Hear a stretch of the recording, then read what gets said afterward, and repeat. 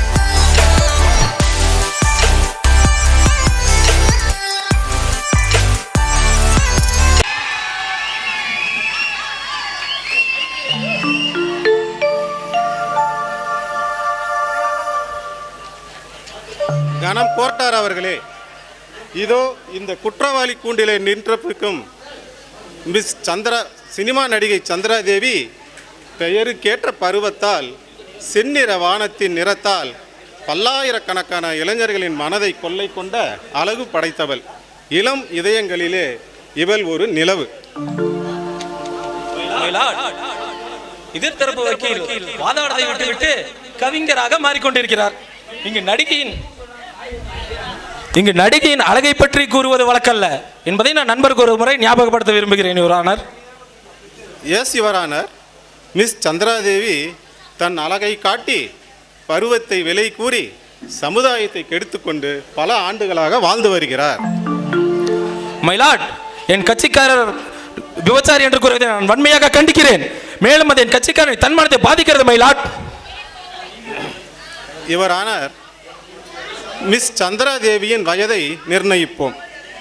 நான் கூறுவது போல் சுமார் வயது 30 இருக்கும்.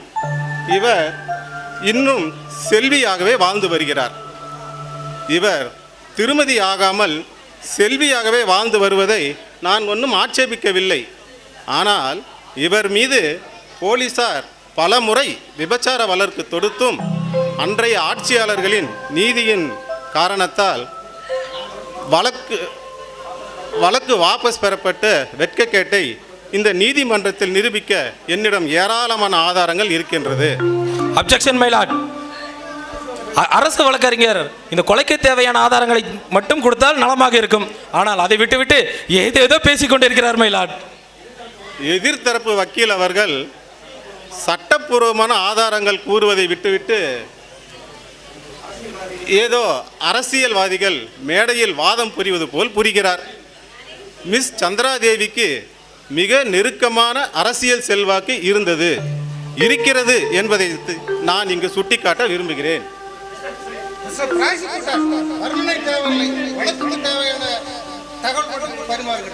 S your honour. மிஸ் சந்திராதேவியின் பாதுகாவலரும் அந்தரங்க காரியதர்சியுமான பரந்தாமனை மார்பில் இருமுறை மிகுந்த ஆவேசத்துடன் கைத்துப்பாக்கியால் சுட்டு கொலை செய்திருக்கிறார்.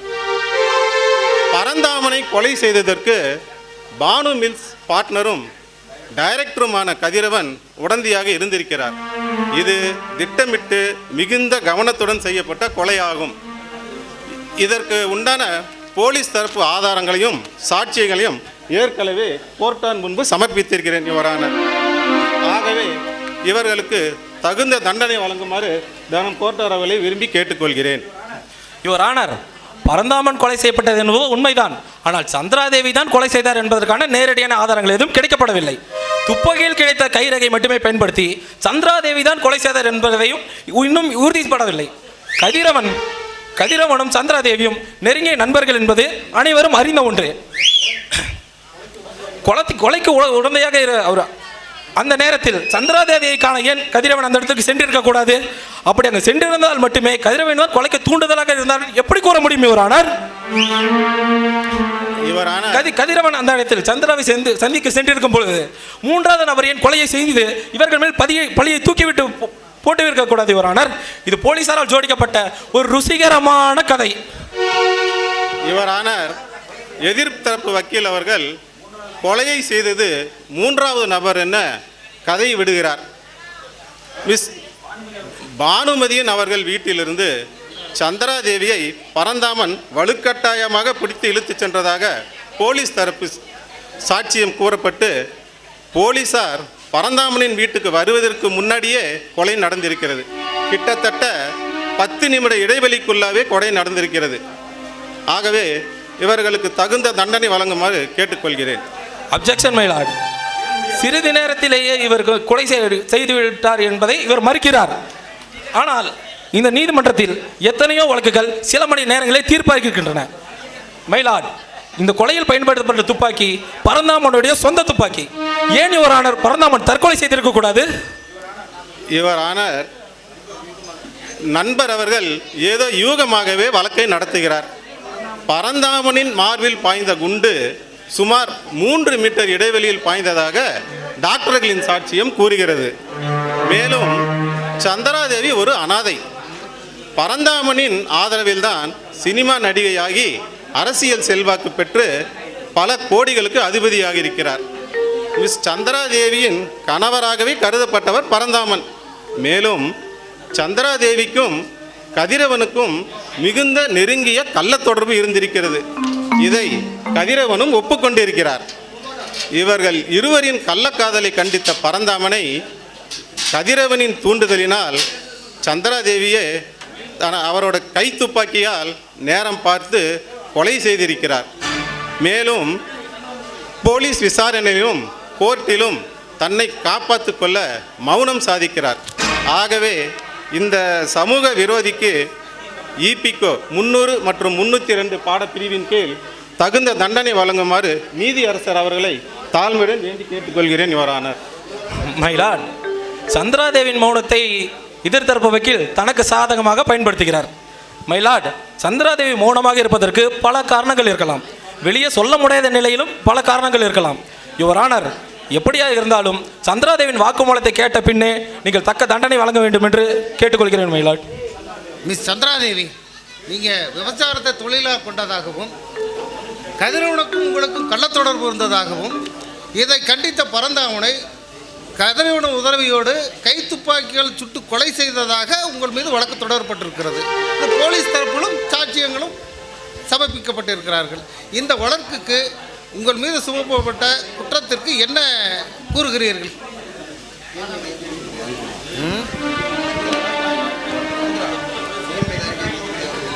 மதிப்புக்குரிய நீதிபதி அவர்களே, என்னோட வாக்குமூலத்துக்காக தான் இந்த நீதிமன்றமே எதிர்பார்த்துட்டு இருக்குன்னு எனக்கு நல்லாவே தெரியும். இந்த நீதிமன்றத்தில் எத்தனையோ வழக்குகள் எப்படியோ வித்தியாசமாலாம் நடந்திருக்கு. ஆனால் நீங்கள் நினைக்கிற மாதிரி பொண்ணு நான் இல்லை. என்ன பொண்ணுன்னு சொல்லவே எனக்கு வெக்கமாக இருக்கு. என்னோட விளக்குக்கு நானே வாதாட வேண்டியதாக இருக்கு.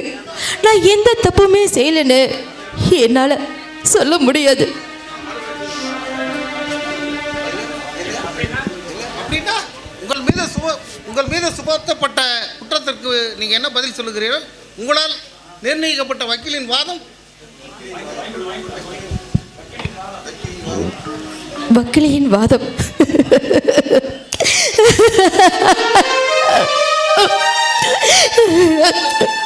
நான் ஒரு பாவமாறியத பொண்ணு. ஆனா இனிமே எல்லாமே போயிடுச்சு. என் வாழ்க்கை போயிடுச்சு, எல்லாமே போயிடுச்சு. இனிமே நான் உயிர் வாழ்றதுல எந்த பிரயோஜனமும் இல்லை. இருந்தாலும் நீங்கெல்லாம் கேட்கறதுக்காக சொல்றேன், இந்த கொலைக்கும் கதிரவனுக்கு எந்த சம்மந்தமும் இல்லை. அந்த பரந்தாமனை நான் தான் என் கையால சுட்டு கொன்ன. நான் தான் கொன்ன.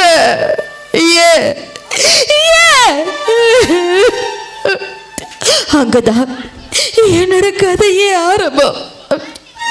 அறியாத பொண்ணா இருந்த என்ன ஆடல் அழகியா ஆக்கி என்ன ஆட விட்டு எனக்கு காமத்துக்கு எல்லாத்துக்கும் ஆளாக்கி என் வாழ்க்கையை சின்ன பின்னமா ஆக்கிட்டா அந்த பரந்தாம.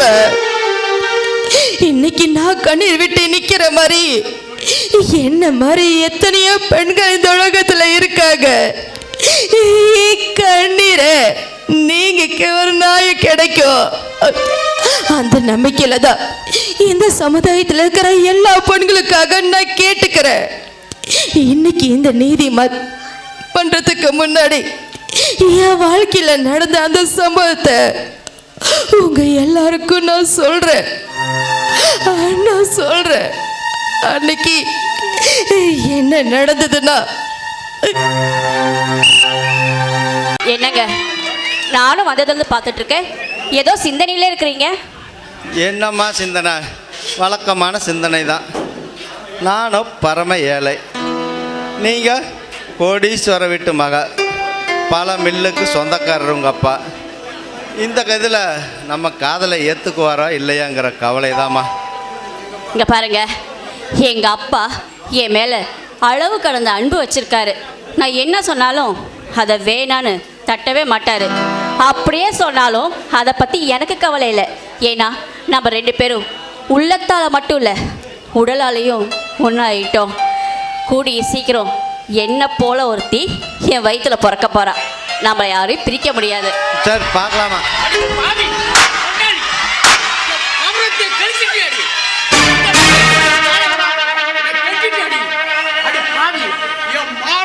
மரியாதை கௌரவம் அத்தனை கெடுத்து குட்டிச்சவரி ஆக்கி உன்னை நான் வளர்த்தது தப்பா போச்சு. கண்ட ஓடுகாலி நாய்களோட நீ கும்பாடு அடிச்சிட்டு இருக்கிறியா? உயிரோட விடுறத தப்பு. உங்கள் மகளுக்கு பெண் குழந்தை பிறந்திருக்கு, இரட்டை பெண் குழந்தை பிறந்திருக்கு, சுகமாக இருக்காங்க. நீங்கள் போய் பாருங்கள். என்னது ரெட்டை குழந்தையா? ஆமாங்க. கல்யாணம் நடக்கல, முறைப்படி எதுவும் நடக்கல. குழந்தை பிறந்திருக்கா? குழந்தை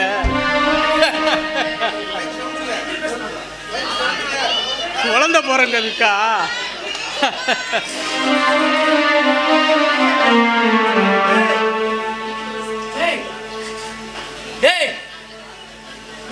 முடியா?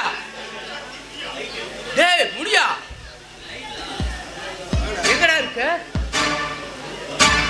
முடியா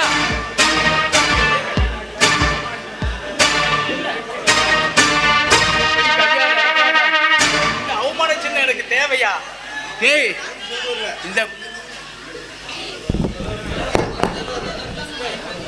இந்த அவமான சின்ன எனக்கு தேவையா? முடியா என்ன செய்வியோ ஏது செய்வியோ எனக்கு தெரியாது. அந்த 2 குழந்தைகளையும் தீர்த்து கட்டிரு. இறக்கப்பட்டுக்குதோ விட்டுறாத. அந்த 2 குழந்தைய என் கண்ணிலேயே படக்கூடாது.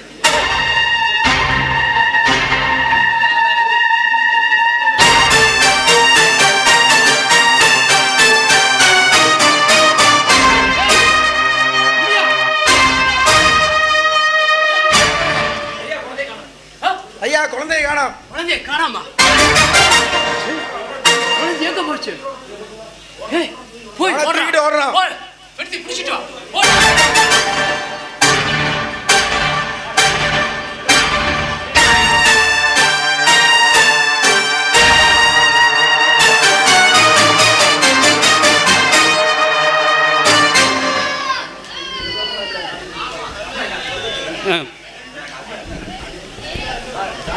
சாரிங்க, அவங்க இறந்துட்டாங்க. டாக்டர், என்ன சொல்றீங்க டாக்டர்? ஆமாங்க, இறந்துட்டாங்க. என் மக கமலா இறந்துட்டாளா?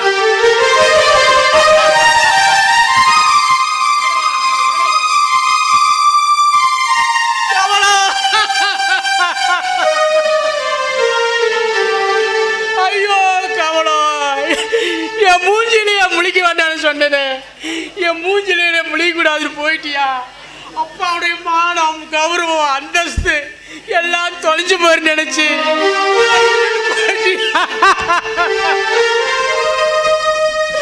கமலா! அப்பா அப்பா, நீங்க அம்மா என்ன கவலைப்படாதீங்க, நான் உங்களை பார்த்துக்கிறேன்ப்பா, நான் உங்களை பார்த்துக்கிறேன் அப்படின்னு அறிவுரை சொல்லுங்க கமலா. நான் யாரம்மா கேடுவேன்? கமலா, கமலா, நீ இறந்த பிறகுதான் எனக்கு புத்தி வந்தது. கமலா, நீ பெற்ற என் மகளை, உன் மகளை, என் பேத்திய நான் எப்படி வளர்க்க போறேங்கிறத மட்டும் பொறுத்திருந்து பாரு கமலா.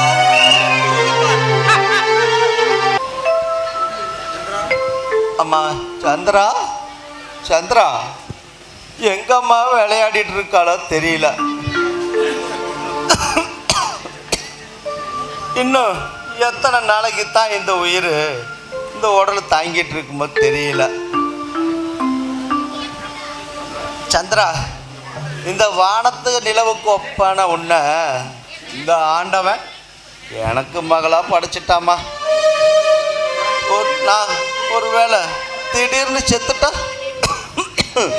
ஐயோ சந்திரா, இந்த நாதியத்தை காட்டில் உன்னை எப்படி அம்மா விட்டுட்டு நான் சாவேன்? எப்படி அம்மா விட்டுட்டு சாவேன்?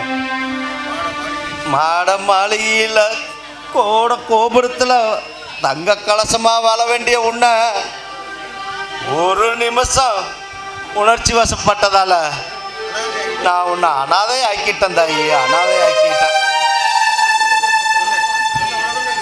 ஏம்மா சந்திரா, உன்னை உலகமே தெரியாத பொண்ணா வளர்த்துட்டாமா. என்ன பண்ணுறது? மலரின் மென்மையை விட பல மடங்கு பதுமையம்மா நீ, பல மடங்கு பதுமையம்மா.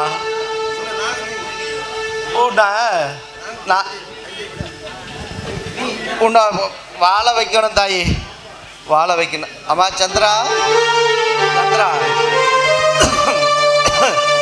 அம்மா வாமா சந்திரா, சந்திரா.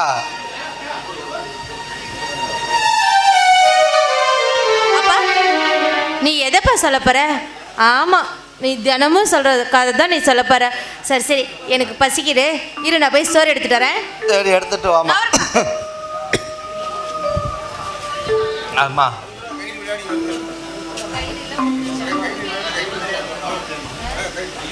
ஐயோ சந்திரா, உன்னை ஒன்றுமே தெரியாத பொண்ணா வளர்த்துட்டேன்.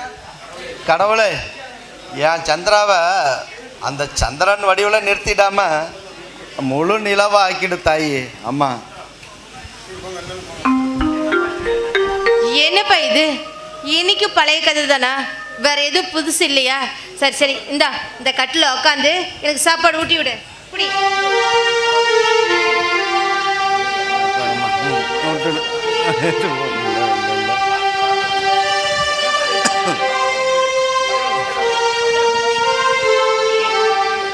பா,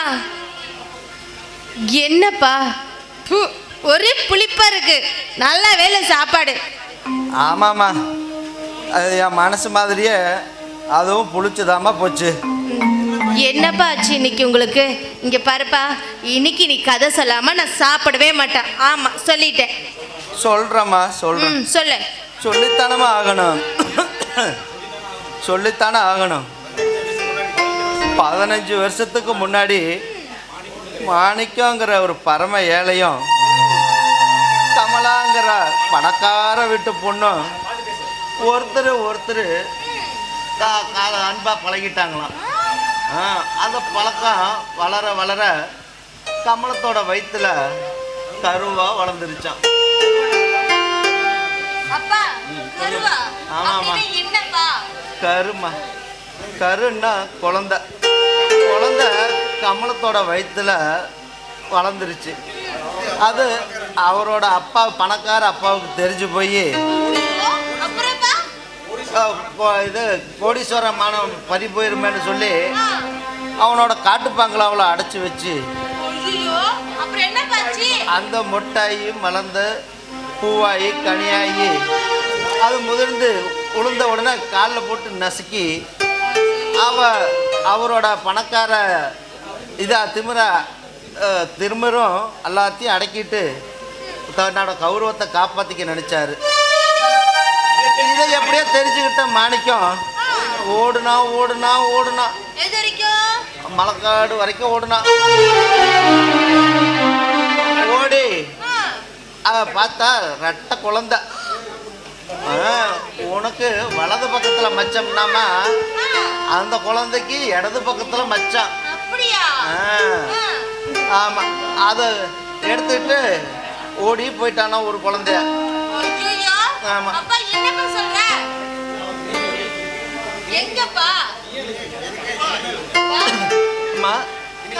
ஆமாப்பா, இது பழைய கதை இல்லம்மா. இனிமே தாயி கதையே தொடர போகுது. நடந்தது தானம்மா சொன்னேன். அவளை இன்னுமே அதாம்மா, இனிமே என் மேல எனக்கே நம்பிக்கை இல்லை தாயி. அதனால பேக்கில் எல்லாம் துணிமணி எடுத்து வச்சுட்டு கிளம்புமா. எப்படியும் உங்க தாத்தா உங்க அப்பாட்ட பரந்தாமங்கிட்ட போய் சொல்லி அவர் காலில் உளுந்தாவது உன்னை நான் சேர்த்து வச்சிடுறேன் தாயி. ஆமாம் ஆமாம், இல்லைன்னா நீ அனாதை ஆயிடுவ. நான் சேர்த்து வச்சிடுறேன் தாயி. வாங்க.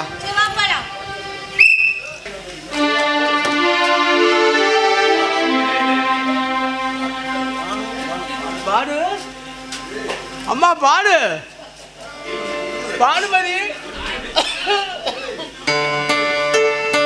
அப்பா கூப்பிட்டீங்களா? ஏன் இரும்புறீங்க? ஹாஸ்பிட்டல் போலாமா? இருங்க ஒரு நிமிஷம். அன்னைக்கு டாக்டர் கொடுத்த மாத்திரை ஒரு செட்டி என்கிட்ட தான் இருக்கு, எடுத்துட்டு வரேன். நில்லுமா, நில்லு. இந்த அப்பா இருப்படா போதும், உடனே 1000 வைத்தியம் சொல்லுவேன்.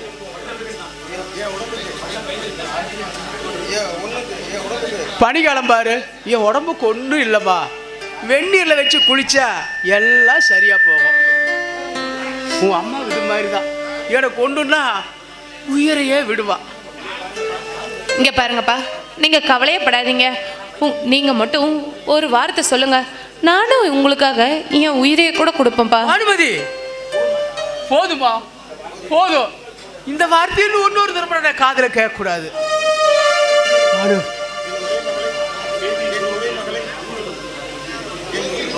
உருவத்துல நீ என் மகளா உன்னை வளர்த்துட்டு வர.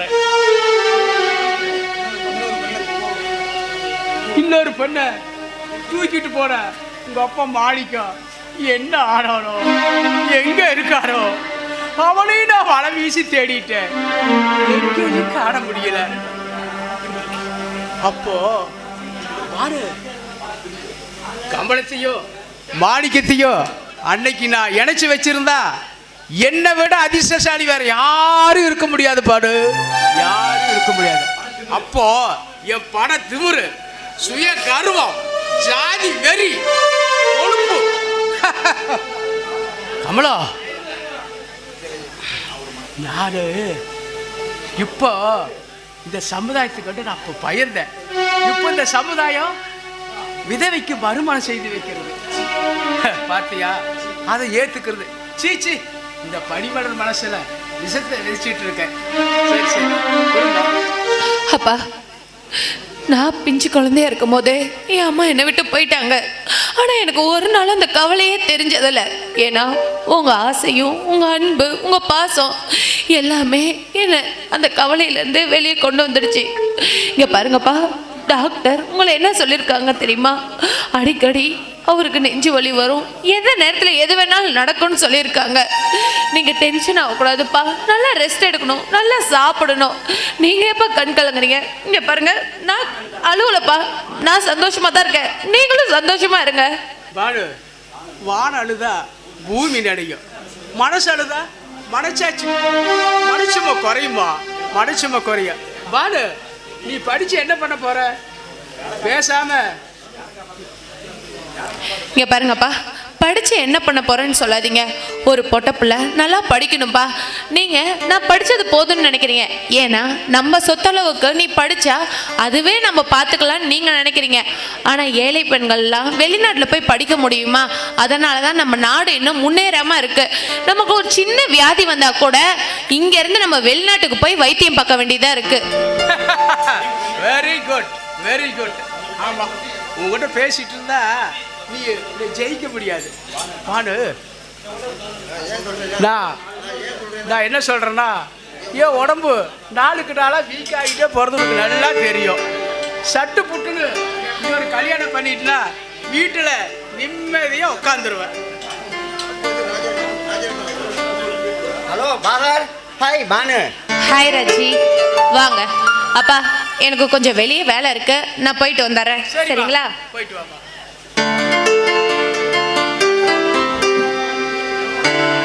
ஐயோ, நீ போயிட்ட. கடவுளே, இவங்கிட்ட இருந்து எனக்கு எப்பத்தான் விடுதலை கிடைக்குமோ?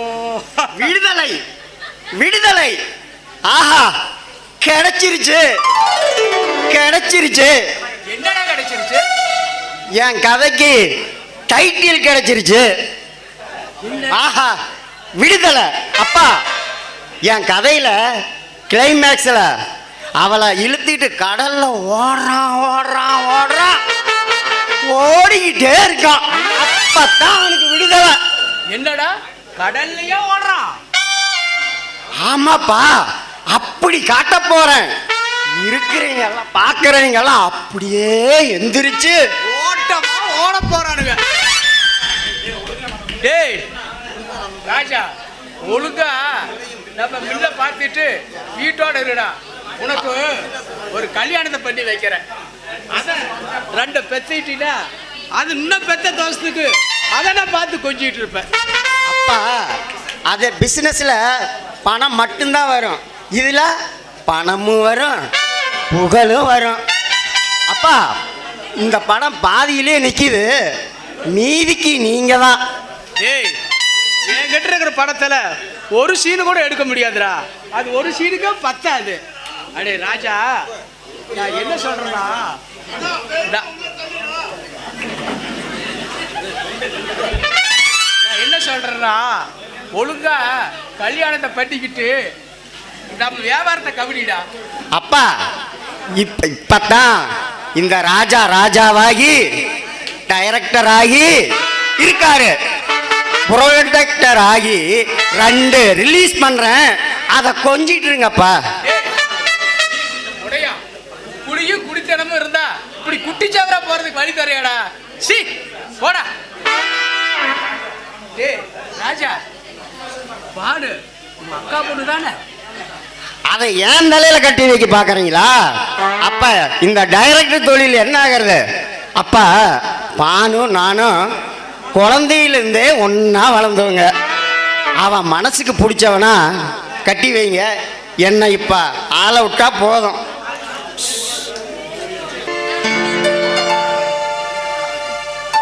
அம்மா சந்திரா, சந்திரா, என்னால் நடக்கவும் முடியலம்மா.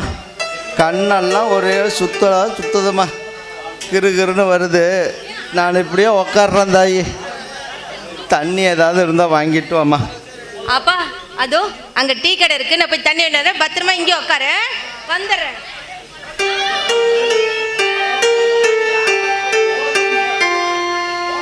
பா, இந்த தண்ணி.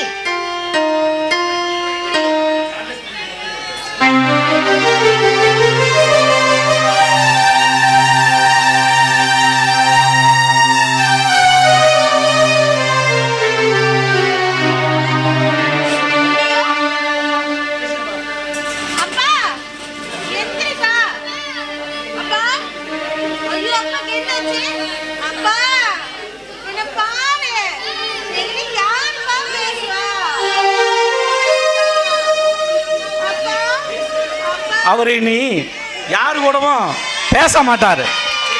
துயரமே இல்லாத உலகத்துல நிம்மதியா தூங்க போயிட்டாரு.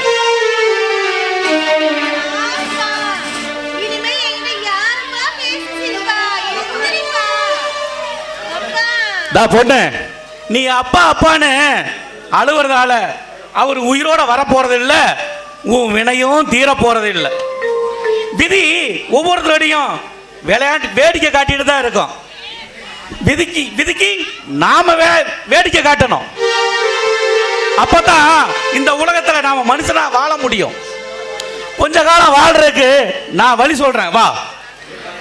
டே ரூபி, ஜாக்கி, எங்கடா போயிட்டீங்க?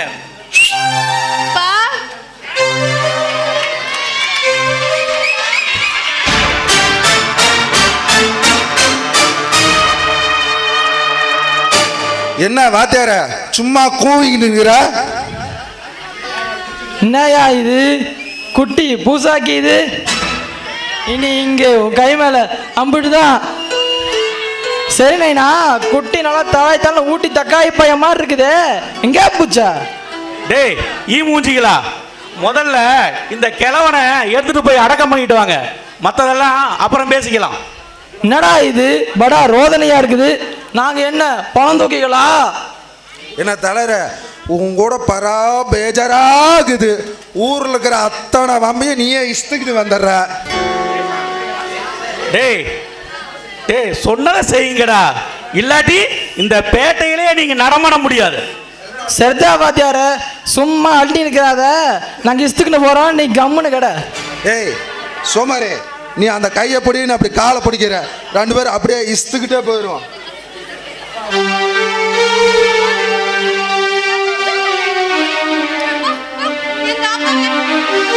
என்னடா இது காயாங்காத்தால பட ரூட்டி ஆகுது. ஏமா நாங்க என்ன உங்க அப்பா வச்சு ஊருக்காவா போட போறோம்? போமா தூர.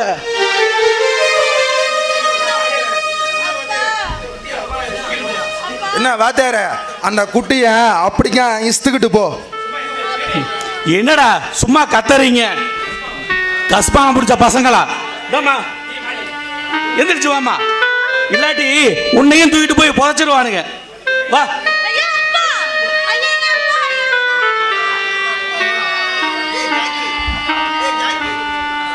நீங்க தானா? டேய் ஜாக்கி, இந்த கேவன்ட்ட ஏதாவது இருக்குதான்னு தேடுறா.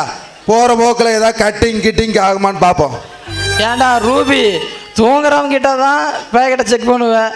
செத்தம் கட்டியமாடா ஜப்தி. ஆமா, இவர் மதியம் காந்தி. சரி சரி மூட்டு போய் தேடுறா. சும்மா அண்டின்னு இருக்கிறாத, தேடுற இரு.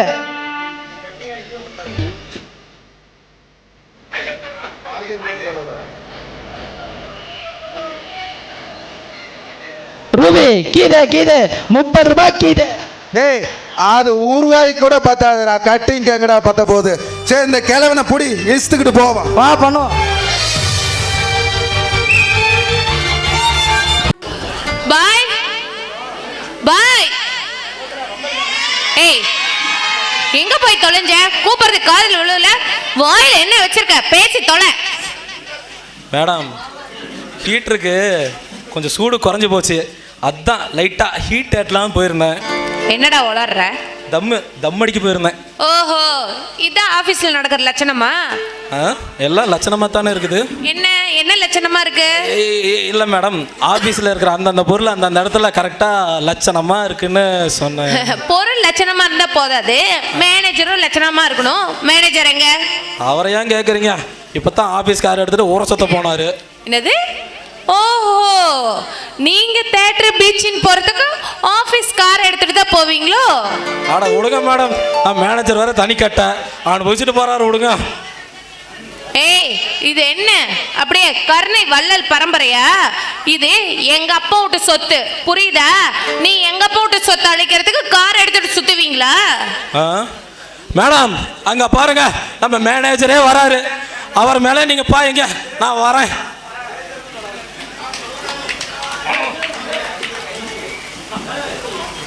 Good evening madam. Good evening. நான் எதிர்பார்க்கவே இல்லை. நாளைக்கு தான் நீங்கள் வந்து ஜாயின் பண்ணுறதா பெரிய ஐயா சொன்னார். ஹலோ மிஸ்டர், ஏன் நான் நாளைக்கு வந்திருந்தா நீங்கள் இங்கே நடக்கிற ஃப்ராடெல்லாம் மூடி மறைச்சிடலான்னு பார்த்தீங்களா? அதை தெரிஞ்சு பேசுகிறீங்களா இல்லை தெரியாமல் பேசுகிறீங்களா? என்ன ஃப்ராடா? பின்ன யார் ஃப்ராடு?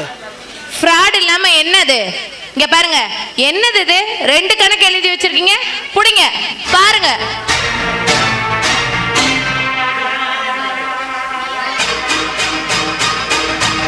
நான் ஒரு கணக்கில் தான் கையெழுத்து போடுறேன். இது இது டேய் பாய், கேஷியரை கூப்பிடு.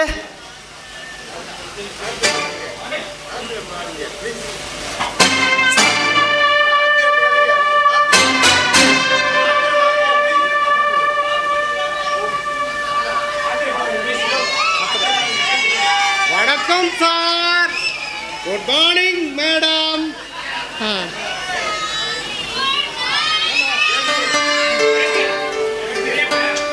கேஷியர், இது இவ்வளோ நாளாக எனக்கு தெரியாமல் 2 கணக்கு இருந்திருக்கு. இது யாரோட வேலை? ஏன் இப்படி செய்றீங்க? அதில் பாருங்க மேடம்,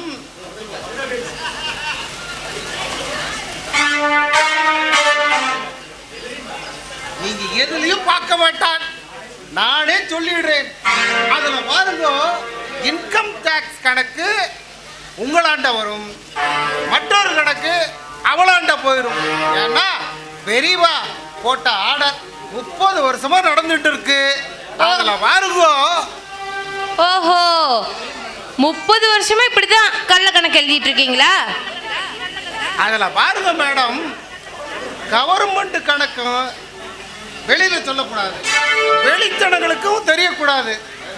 அதுல பாருங்க மேடம், பொதுஜன விரோதம்னு சொல்லுவா. அதனால இன்கம் டாக்ஸ் கணக்கு மட்டும் உங்களாண்ட வரும், இன்னொரு கணக்கு நம்மளாண்ட இருக்கும். ஸ்டாப். ஏன் மேனேஜர், என்ன இதெல்லாம்? இவ்வளவு பெரிய நிறுவனத்தை உங்ககிட்ட தானே நாங்க கொடுத்துருக்கிறோம். ஆனா நீங்க அதை பொறுப்பா பாத்துக்காம இப்படி சில்லித்தனமா பிகேவ் பண்ணிட்டு இருக்கீங்க. எவ்வளவு பல கோடி ரூபாய் இன்வெஸ்ட்மெண்ட் பண்ணிருக்க, இதுதான் நீங்க பாத்துக்கிற லட்சணமா? நான் ஆஃபீஸ்க்கு புதுசு மேடம். ஆஃபீஸ் அக்கௌண்ட்ஸையும் ஃபைல்ஸையும் தான் பார்க்குறேன். ப்ரைவேட் அக்கௌண்ட்டை நான் இது வரைக்கும் பார்த்ததில்லை. இங்க பாருங்க, பிரைவேட் கம்பெனிலாம் இந்த மாதிரி சின்ன சின்ன தப்புனால தான் எப்பேற்பட்ட சாம்ராஜ்யமும் அழிஞ்சு போயிருது.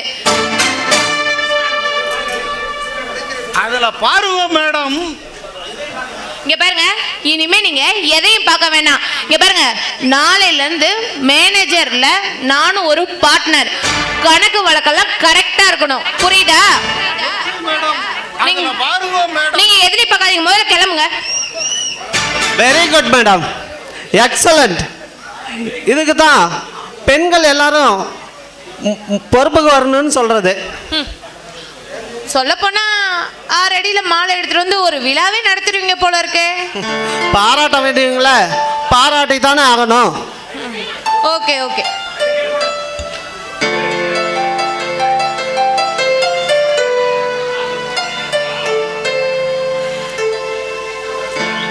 வா சந்திரா, வா பார் இந்த ரோஸ் ஹவுஸை, அதாவது ரோஜா மாளிகை. உனக்குன்னு வாடகைக்கு எடுத்தேன், ஆனா அதை சொந்தமாக்க போறேன் உன்னை வச்சு. மை டியர் சந்திரா, நீ லட்சாதிபதியாக வாழ வேண்டியவ, ஆனா நீ லட்சாதிபதியாக வேண்டாம், உன்னை கோடீஸ்வரியாக்கி காட்டுறேன்.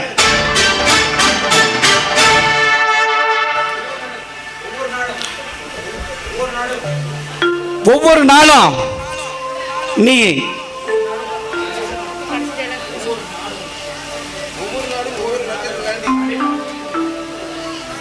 ஒவ்வொரு நாடும் பல லட்சத்துக்கு லாட்டரி அடிச்சு வித்துட்டு இருக்கான். அதனால அது வேண்டாம், உன்னை கோடீஸ்வரி ஆக்கி காட்டுறேன். சந்திரா, நீ வெறும் சந்திரா இல்ல, உன்னை சூப்பர் ஸ்டார் சந்திரா ஆக்கி காட்டுறேன்.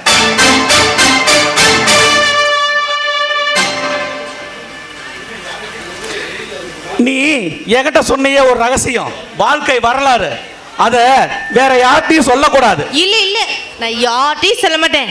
ஏன் உன்ன மாதிரி தடி பையன் வந்த கேட்டா கூட நான் சொல்லவே மாட்டேன். அப்பா, எவ்வளோ பெரிய வீடு, எவ்வளோ பெரிய செவரு, எவ்வளோ பெரிய விளக்கு, எவ்வளோ வெளிச்சம். ஆமா, இதுல எங்க திரிய காணோம்? இப்பதான் ஆராய்ச்சி நிலையம் கட்டி கண்டுபிடிச்சிட்டு இருக்காங்களாம். செம்ம காடு. ஓஹோ, அப்படியா? செய்யட்டும். ஆமா, நீ ஒண்டியாதான் இந்த வீட்டில் இருக்கியா? ஆமா, நான் தனிக்காட்ட ராஜாவா தான் இருக்கேன். ஆனா இனி நான் தனியா இருக்க போறதில்ல. ஆமாமா, ஐயோ, என்னாலையும் தனியா இருக்க முடியாது. நான் எப்பவும் எங்க அப்பா கூட தான் படுத்து தூங்குவேன், தெரியுமா உனக்கு? இனிமே நானும் உன் கூடவே படுத்து தூங்குறேன்.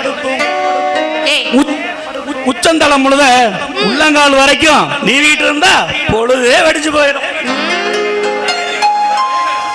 என்ன பண்ண இப்ப கொஞ்ச நேரத்துக்கு முன்னாடி? எதுக்காக இந்த நீவேற? ஆமா, உன்னை நான் தொட்டு நீவினே, உனக்கு எந்த சாக்கும், அதாவது எந்த உணர்வும் ஏற்படலையா? எதுவுமே எனக்கு தோணல. நீ கட்டி பிடிச்ச எங்க வீட்டு நாய் கூட நான் கட்டி பிடிச்சு கொஞ்சம் விளையாடுவேன், தெரியுமா உனக்கு? கன்றாவி கட்டி பிடிச்சு விளையாண்டுமா உனக்கு உள்ளம் பக்குவப்படல. இங்க பாரு, நீ என்னமோ சொல்ற, எனக்கு தெரியாது, நான் செய்யறேன். ஆமா, உன் பேர் என்ன? நீ என்ன பண்ற? என் பேரா? என் பேரு பரந்தாமன். பரந்த மனசு உள்ளவன். நான் ஆசைப்பட்டா கொஞ்சமா ஆசைப்படுறதில்ல. சந்திரா, இனி நான் சொல்றபடிதான் நீ கேட்கணும். இந்த அழகிலே நீ பேரரசி. இந்த வரும் உலகளக போட்டியில உன்னை நிறுத்தி முதல் பரிசு பெற்று தரேன். கன்னி அமுதூட்டும் கொங்கண உடல் அழகை, எழில் உடலை நீ எல்லாருக்கும் அள்ளி அள்ளி தரணும். அதுக்கு ஒரு ஐடியா என்கிட்ட இருக்கு, அப்புறமே சொல்றேன். சரி. ஆமா, அழகு அடிக்கடி சொல்றியே, அப்படின்னா என்ன? மலரோட மனம் மலருக்கு தெரிவதில்லை, அதனோட மென்மை அதுக்கு புரிவதில்லை. நான் சொல்லி தரேன், உனக்கு நான் புரிய வைக்கிறேன். அழகிலே நீ அமுத சுரபி, என் வெற்றி செல்வி, என் திட்ட சாம்ராஜ்யத்தின் எழிலரசியே நீதான்.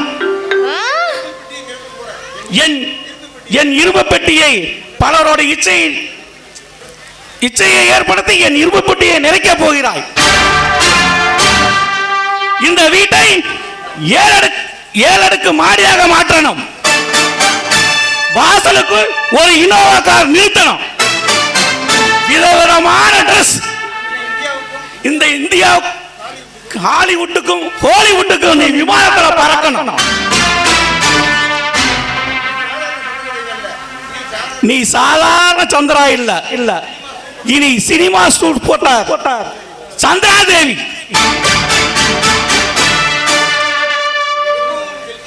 எப்பவும் நீ செல்வியாத்தான் இருக்கணும், இருப்ப. என்னமோ நீ சொல்ற, நான் செய்யறேன். எனக்கு ரொம்ப பயமா இருக்கு. என்னை விட்டுட்டு நீ எங்கேயும் போயிடாத, என் பக்கத்திலேயே இரு. போக மாட்டேன் சந்திரா, போக மாட்டேன். இந்த பழைய உலகை விட்டு நான் எப்போதும் போக மாட்டேன். புதிய உலகில் விதமான இன்பத்தை அனுபவிக்காமல் நான் போக மாட்டேன். உன்னை நான் ஆல் இந்தியா சூப்பர் ஸ்டார் ஆக்கணும்.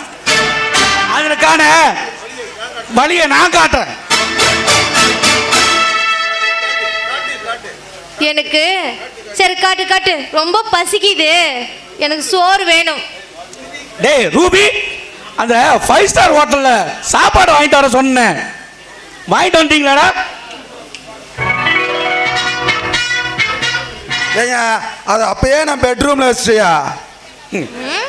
என்னடா எதை எங்க வைக்கணும்னு தெரியாம இருக்கிறீங்க, முட்டா பசங்கடா. சரி சந்திரா, நீ போய் சாப்பிடு, நான் வர்றேன். ஆஹா, எனக்கு எங்க அப்பா தான் ஊட்டிடுவாரு. எனக்கு நீ தான் வந்து ஊட்டிடணும். வா. சரி சரி, நீ போய் எடுத்து வை, நான் வந்து ஊட்டி விடுறேன். வருவல்ல? வரேன் போ. சரி. ஊட்டி தக்காளி என்ன ஊட்டி விட சொல்லுது, ஊட்டி விடுறேன். அப்படியே அவளை பெட்டில் போட்டு கையை காலை அமுச்சு விடியா, அப்பதான் நீ செஞ்ச பாவம் அப்படின்னு ஆச்சும் தொலையும். பாவம் பார்க்கிறவன் பரதேசி பையன், பரதேசி பையன், பரதேசி பையன், பரதேசி பையன், பரதேசி பையன். பாவம் செய்யாத ஜீவன் இந்த உலகத்தில் ஏது. பிறக்கும் போது ஒரு உயிரை கொண்டுட்டு தான் சித்திரவதை பண்ணிக்கிட்டு தான் பிறக்கிறோம். அதனால புண்ணியம் செய்கிறவன் சாகாவரமா வாங்கியிருக்கான். சந்தோஷமா இருந்து பழகிங்கடா, இருக்கிற வரைக்கும் சந்தோஷமா இருக்கணும். அவன் தாடா புத்திசாலி. சாலி சாலி. வணக்கம் பாஸ். டேய் ஜாக்கி, இன்னைக்கு நீ உன் பிசினஸ் நல்லா தானே இருக்கு? ஆமா, சென்ட்ரல் ஸ்டேஷன்ல உன் டியூட்டியா? S pass. அதிர்ஷ்டம் 50 லட்சம் இந்த பையில இருக்குது. 50 லட்சமா? 50 லட்சம் 50 கோடி வர போகுதுடா. அதிர்ஷ்ட தேவதை நம்ம வீடு தேடி வந்திருக்கா. இன்னைக்கு இந்த இந்தியாவில் இருக்கிற பணக்கார பசங்கள்லாம் அங்கதான் வந்து காசை கொட்டுவானுங்க. டேய் ஜாக்கி, ரூபி, நீ போய் ஒரு இங்கிலீஷ் டீச்சரை கூட்டு வா. டேய் ரூபி, நீ ஒரு ஆல் இந்தியா சூப்பர் டான்சரை கூட்டிட்டு வா. ஏயா இந்த வயசுல டான்ஸ் கீதம் கத்திக்கிட்டு விஜய்க்கு போட்டி ஆட போறியா? டேய் நான் ஆடுனா யாரா பாப்பா? இந்த சந்திராவோட பேரழக வச்சு இந்த உலகத்திலே ஆட்டி படைக்க போறாங்க. படாதிபதிகளை அவ காலடிகளை வீழ்த்த வேண்டாம். முதல்ல ஒரு கிளிகிளு படம் எடுக்க போறேன். அதுக்கப்புறம் பார், அத்தனை போனசரம் அவ கால சுத்தியா திரிவாங்க. இதெல்லாம் உங்களுக்கு சொன்னா புரியாது. இந்த பாவம் செஞ்ச கண்ணால நீங்க போய் வெளியே நின்று பார்த்தா தான் தெரியும். நீங்க போய் வெளியே நின்று பாருங்க, நான் உள்ள போய் பார்க்கறேன். நாங்க தூங்குறோம், நீங்க தூங்கிறீங்க தலைவா.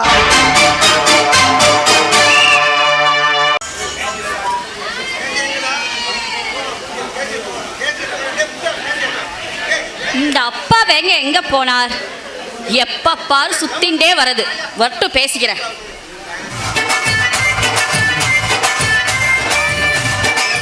அடியே ராஜம், என்னடி பண்ணிட்டு இருக்கேள்? ஆத்த திறந்து போட்டு இருக்கேள், ஏதாவது உள்ள நுழைஞ்சிடாதோ?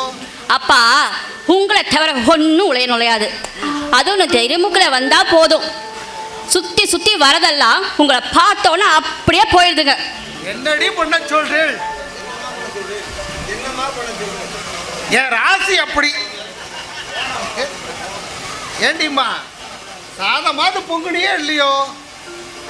உங்க அம்மா இருந்தா ஏங்கோ வாங்கோ உட்காருங்கோ, அச்சடி இருக்கு, பச்சடி இருக்கு, மோர் குழம்பு இருக்கு, தயிர் வடையும் இருக்குன்னு சொல்லுவா. எனக்கு எங்கடி புரிய போறது? ஏன்பா, என் அம்மா என்ன ஹோட்டல் வச்சா நடத்திருந்தா? ஏண்டி ஏண்டி அப்படி கேட்குறேன்? ஹோட்டலுக்கு போறவதா வாங்கோ உட்காருங்கோ சாப்பிடுங்கன்னு சொல்லுவா. ஓ, அதை சொன்னேளா? என் மேல அவ்வளவு பிரியமா இருப்பா. எங்க தெரிய போறது? நேக்கெல்லாம் ஒன்றும் தெரிய வேண்டாம். இன்னைக்கு பேப்பர் பார்த்தையோ? பேப்பர் இல்லையா? என்ன போட்டிருக்கா? பார்த்தேனே, ஆள் மோதி கார் மரணம்னு போட்டிருந்தா. கசாப்பு கடையில் நாய் வியாபாரம் பண்றதா போட்டிருந்தா. இன்னொன்று காலை 9 மணியிலிருந்து மாலை 5 மணி வரைக்கும் உண்ணாவிரதம் போட்டிருந்தா. ஐயையோ அப்பா, அதெல்லாம் இல்லை. கடைசி பக்கத்துல கட்டத்துக்குள்ள ஒரு விளம்பரம் போட்டிருந்தாள், அதை பார்த்தியா? கட்டி போட்டிருந்தாளா? எல்லா பேப்பர்லயும் போட்டிருக்காளா? எல்லா பேப்பர்லயுமே போட்டிருக்கா. அதுவும் சமந்தா போட்டோ பக்கத்திலேயே போட்டிருக்கா. சமந்தா போடவா? அத பார்த்துட்டு தாண்டி லஞ்ச் பிரேக்குக்கு பின்னால ஒரு பட்டி மண்டபமே நடத்திட்டு வரேன். அப்பா நான் சொன்ன என்ன விளம்பரம் போட்டிருக்கா? அப்பா நான் சொன்னா நீங்க கோச்சுட்ட கூடாது. அதுல சினிமாவில் நடிக்க ஒரு அழகான பொண்ணு வேணும் போட்டிருக்கா. ஏண்டிம்மா, அழகான பொண்ணு வேணும்னு தானே போட்டிருக்க. உனக்கு என்னடி வந்தது? நேக்கு என்ன வந்ததா? நீங்க அடிக்கடி சொல்வேலே, நீ உன் அம்மா மாதிரி அழகா இருக்க, உன் அம்மா மாதிரி அழகா நிக்க, இப்படி சொல்றேப்பா. ஏண்டி அம்மா மாதிரி அழகா இருக்கான்னு ஒரு பேச்சுக்கு சொன்னேன். இதை பிடிச்சுண்டு சினிமாவில் நடிக்க போறாளாமே. சினிமாவில் லோகம் கெட்டு போச்சுடி. காலேஜுக்கு போற மாதிரி போறாங்க. போன உடனே சினிமா போஸ் பின்னாலேயே அலையிறாங்க. காலேஜ் போனா சினிமா போஸ் பின்னாடி எங்க அலையிறாங்க? எல்லாம் பையன் போஸ் பின்னாடி தான் அலையிறாங்க. எல்லா பையனும் ஐஏஎஸ் படிச்சு டைரக்டர் ஆகிறது இல்லடி, 5ஆம் கிளாஸ் படிச்சுட்டு டைரக்டர்னு சொல்லிட்டு திரியிறானுவோ. அவன் பின்னாலெல்லாம் நீங்க தெரியுற. அப்பா வள பேசிட்டு இருக்காது சரியா? நான் ஆபீஸ்க்கு வரேன் சரியா? வரேன். லோகம் கெட்டு போச்சுடா ஈஸ்வரா. இந்த லோகத்தை நீதான் காப்பாற்றணும். எல்லா சினிமா பின்னாலேயே போகுதுங்க. ஈஸ்வரா நீ மேலேயே இரு, இல்லைன்னா கீழே வந்தேன்னா நயன்தாரா கூட ஒரு டான்ஸ் கேட்டாலும் கேட்பேன். ராமா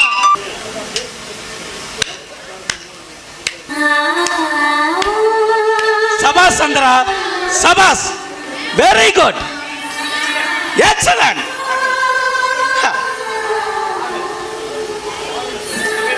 இனிமேல் தான் இந்த சினிமாவில் மிகப்பெரிய ஸ்டார் ஆக போற. இந்தியாவில் இருக்கிற உலக மகா பணக்காரன் படாதிபதிகள் எல்லாம் அத்தனை பேரும் காலடியில் விழ போறானுங்க.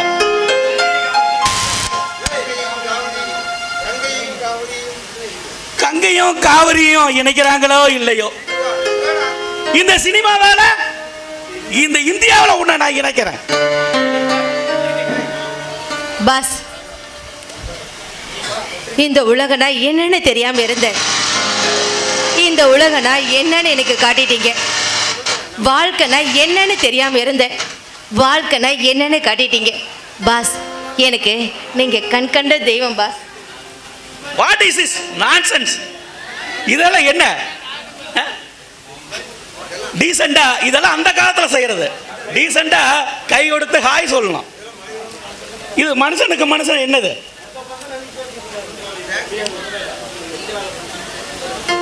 என்ன பாஸ், என்னதான் இருந்தாலும்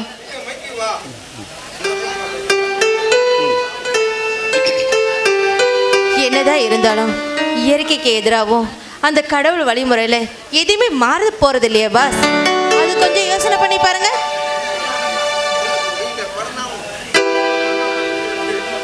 இந்த பரந்தாமனிலிருந்து நீ எப்பவும் மாறக்கூடாது. இந்த பரந்தாமின் அமைப்பு தான் உனக்கு கட்டமைப்பு.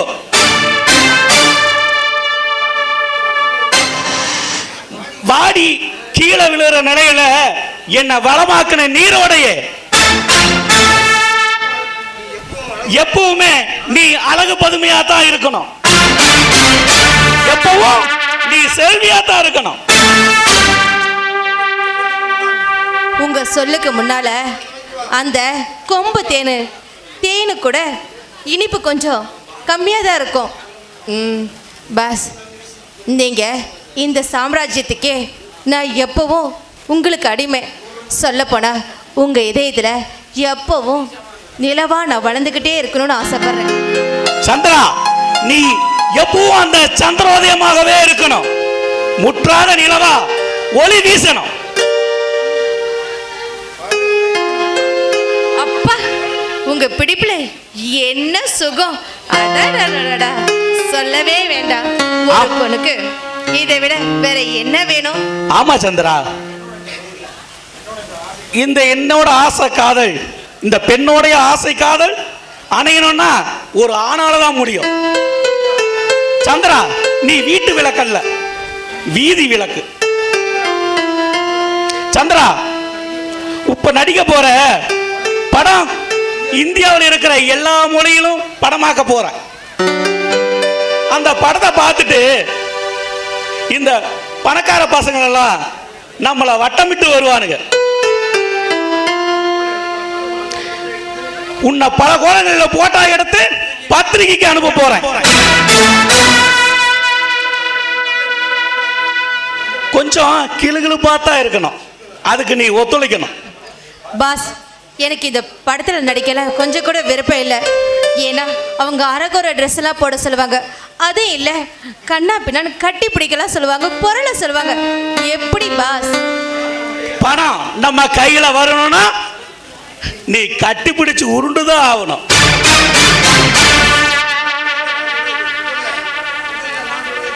முதல்ல நான் சொல்றத கேளு. இப்ப எடுக்கிறது வெறும் விளம்பரம் தான். இன்னும் சினிமா ஸ்டார் ஆகணும்னா எவ்வளவோ இருக்கு. 3-4 படம் பண்ணிக்கிட்டோம்னா நீ தான் இந்த கனவு கண்ணி. அப்புறம் புரோடேசருங்க உன் காலை சுத்துவானுங்க. உனக்கு புரிய வேண்டியது எவ்வளவோ இருக்கு, போக போக சொல்லி கொடுக்குறேன். இப்ப போய் போட்டோ எடுக்கலாமா? புரியுது பாஸ், புரியுது, எனக்கு நல்லாவே புரியுது. நான் உங்களுக்கு மட்டும் மனைவியா இல்லாம இந்த ஊருக்கே மனைவியா இருக்கணும்னு நீங்க ஆசைப்படுறீங்க.